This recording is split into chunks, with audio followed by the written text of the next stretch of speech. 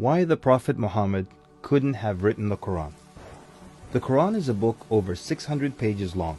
It covers a wide range of topics and was revealed bit by bit over a period of 23 years. So if a man wrote the Quran, we already have a number of problems.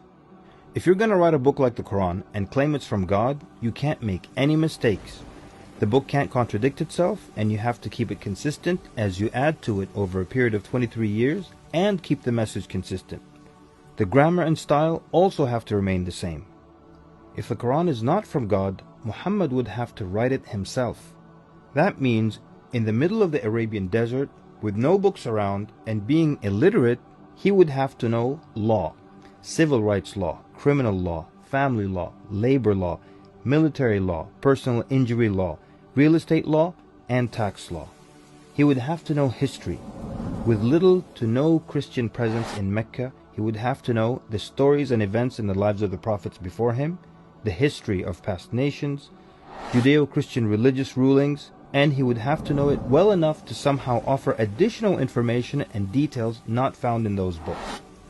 He would have to know how to develop a nation, how to start a government, know about worship and purification, invent dietary laws, know psychology, about raising children, arbitration, distribution of wealth, finance, and business. In the area of science, he would have to know embryology, oceanography, about plate tectonics, cloud formation, UV rays, know about plants, mountains, bees, the human brain, the Big Bang, and the expansion of the universe. And in order to make the book complete, he would have to have knowledge of the future so he can write things that will happen in the years to come. He would have to be a time traveler in order to insert his name and mention in the Bible. If he's claiming that the book he wrote is from God, it must not have a single solution that doesn't work. He must also keep his emotions and personal life out of the book. The book should not reflect happy times nor sad times in his life. The writing should not become cheerful and optimistic, nor sad and gloomy as if a human wrote it. But when you read the Quran cover to cover, you can't sense when his wife died, when his daughters got married, when his grandchildren were born, when he was victorious, and when he was defeated.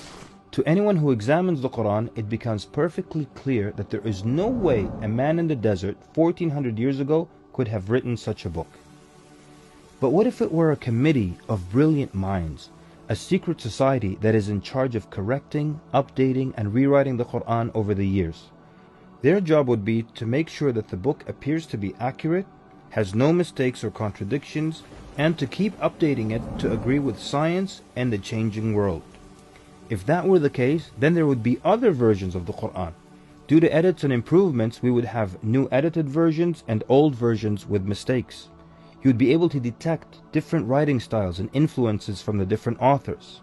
The problem with all of that is, there is only one Quran.